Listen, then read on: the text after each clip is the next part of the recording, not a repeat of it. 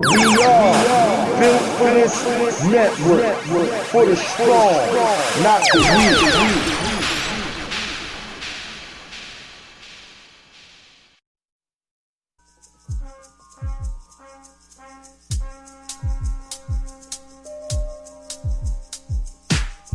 It's your boy D Greatest from South Central. Tune in on Sunday for Sunday Night Love Jones, 4 o'clock, 7 o'clock Eastern Standard Time, and on Mondays for Monday Night Love Jones, 4 o'clock, 7 o'clock Eastern Standard Time for good music, good conversation, and good vibes. It's all about the love. Yeah, man.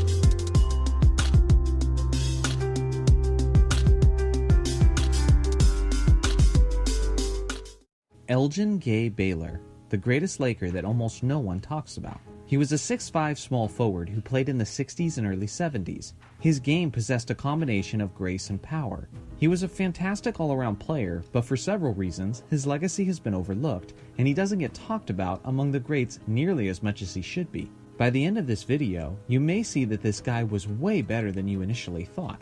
So let's take it back to the beginning of his career and get into it. Baylor was drafted in 1958 with the first overall pick by the Minneapolis Lakers. He was an older rookie by NBA standards, but as a 24-year-old rookie, he put his skills on display, averaging 24.9 points, 15 rebounds, and 4.1 assists on 41% shooting. It was good enough to win the Rookie of the Year award. These numbers are extremely impressive, and I understand that stats are somewhat inflated in the early NBA as they are today, and that might have something to do with Baylor's high rebound numbers, but it's definitely not the whole story. Baylor knew how to use his body and athleticism to dominate the boards, despite the fact that he was just a 6'5" small forward. He ranked 3rd overall in rebounds in his rookie season, and every other player in the top 7 in rebounding that year was at the center position and significantly taller than Baylor.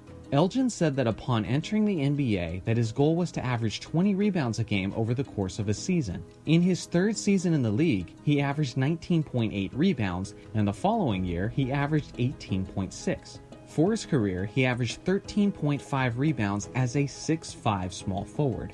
When it came to getting rebounds, he was essentially Dennis Rodman before Dennis Rodman, except Rodman wasn't a 30 points a night kind of guy like Baylor was.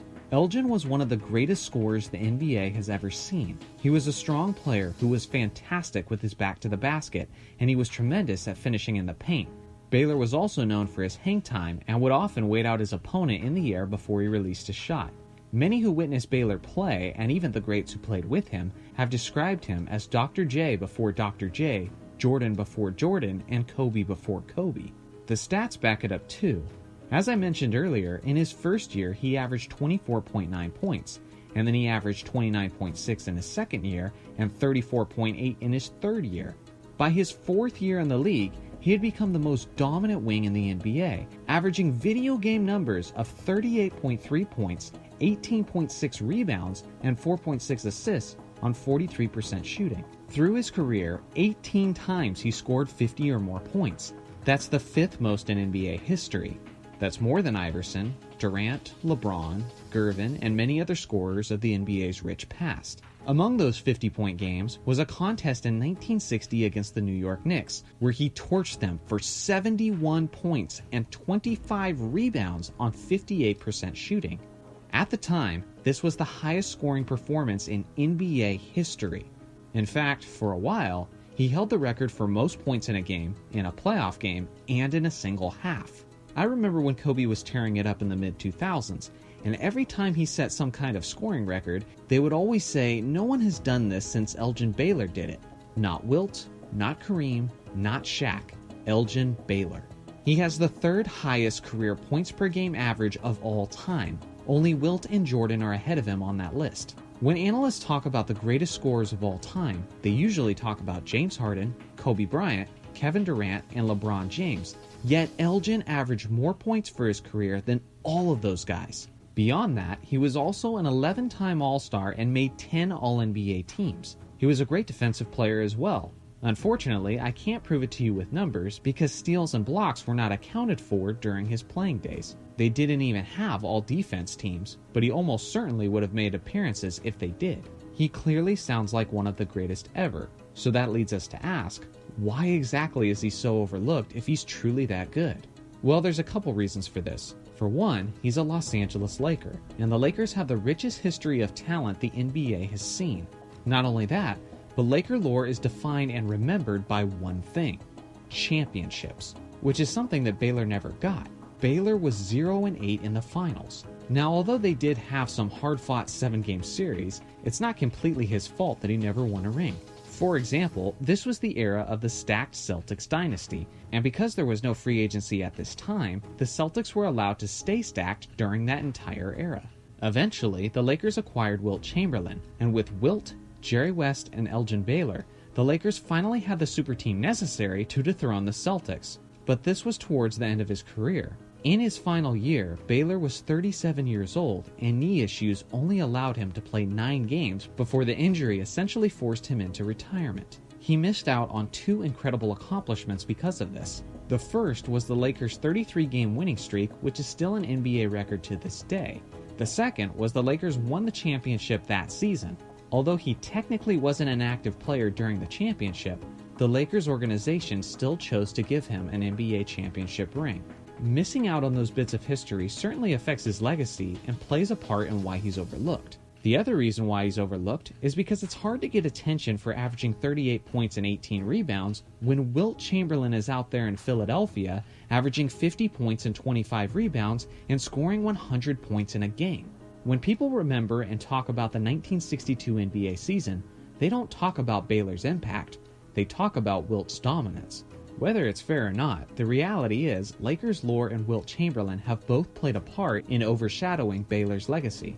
Regardless of all of this, the truth is Elgin Baylor is one of the greatest scorers ever. He's one of the greatest rebounders ever. He's one of the greatest, if not the greatest player to never win a championship. And he's one of the greatest Lakers ever. And yet somehow he's still rarely talked about. This is why, in my honest opinion, Elgin Baylor is the most underrated player of NBA history. Let me know in the comments section if you agree. Is Baylor the most underrated player ever? Also let me know if you think Baylor could dominate in today's NBA, or if you think he was a product of his era. Thanks for watching as always. Make sure to like and subscribe for more NBA content, and I will see you guys in the next video.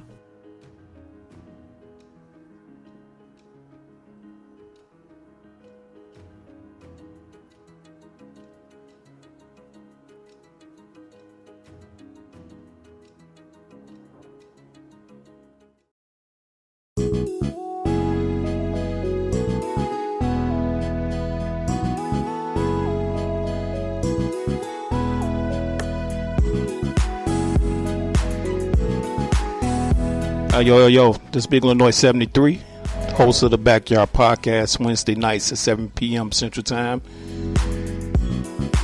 on the Built for This network. Check us out.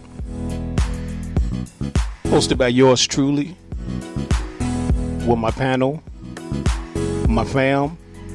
We got the sister Kim Webb, the brother Dre MC1, the brother Anuliel, and the brother HRap B. No topic is off limit. We laugh and joke. We get serious. Try to be informative. Check us out. Once again, that's the Backyard Podcast, Wednesday night, 7 p.m. Central Time. Let's go.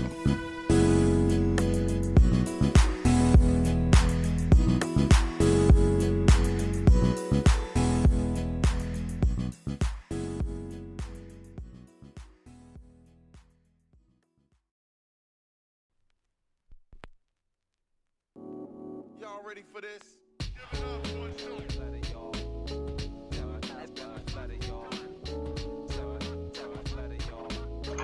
Hello. This is HRap B, the man of the hour, too sweet to be sour.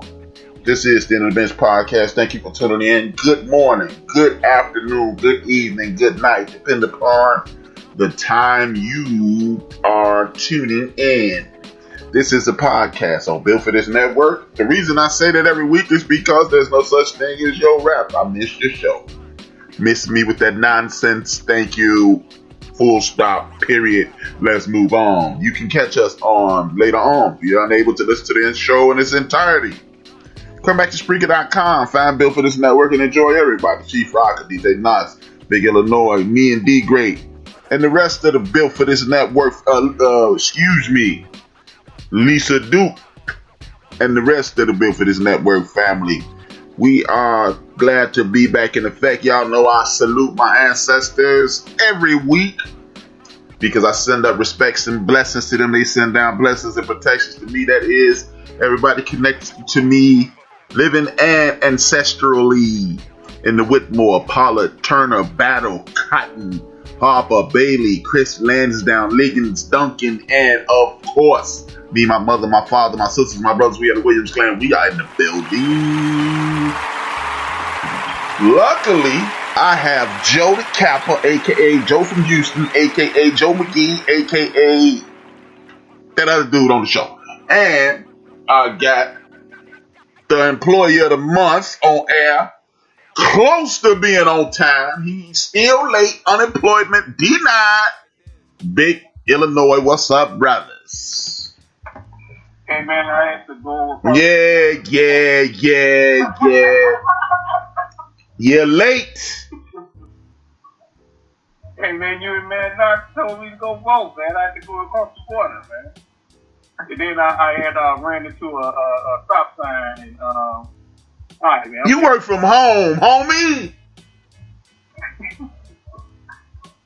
Right. You're horrible. You're horrible is what you are. But welcome man, aboard. I had to take my dog to vote, man. Yeah. Whatever, my brother. And I want to salute everybody in the chat room. I usually don't do this, but I'm feeling gooder than a mother beep. I want to salute to the homie RC. Salute to the Susan from north of the border. Salute to the number one Chief Rocker, Jersey Burn. Salute to Allah, Abdel Nabi, Deacon Dale. Salute to Said G. Salute to Jonathan Davis. Thank you guys for tuning in. We are about to get it in. How y'all week going so far, man? Go Trump. Go home. Man, my weekend's been good, man. Like, was it Game 7 of the World Series last Tuesday? Like, didn't we miss that? Don't want to say congratulations to the Dodgers if we haven't already. Just want to make sure you say that. Yeah, that's later on in the show. I'm sure you saw the note that we sent out for what was going to be on the show later. Congratulations to the Dodgers. Unemployment denied.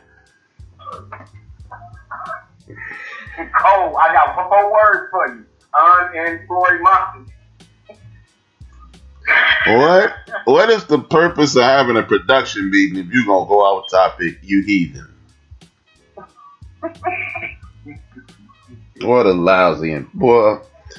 It's hard to find good help, boy. I swear to God, man. Horrible. This dude, man. He got the rundown of the show and said, hey, just in case we ain't said. Hey, bro, we went off at 7. That game ended at about 9:30. Horrible, man. You're horrible. You know what? I feel like James Brown working with you two guys. I'm finna start finding y'all with the hand sign. How about you, employee of the month? Yeah. So far, so good, man. It was, had a terrible voting experience this morning, but I'll talk about that. Hey, man, I want to hear that. man. Man, it's a sports show, man. Look at this. It's horrible. What? No, man. I went out early because when I went to do the early voting, that line was too long. So I was like, okay, I'm gonna get up real early like I normally do.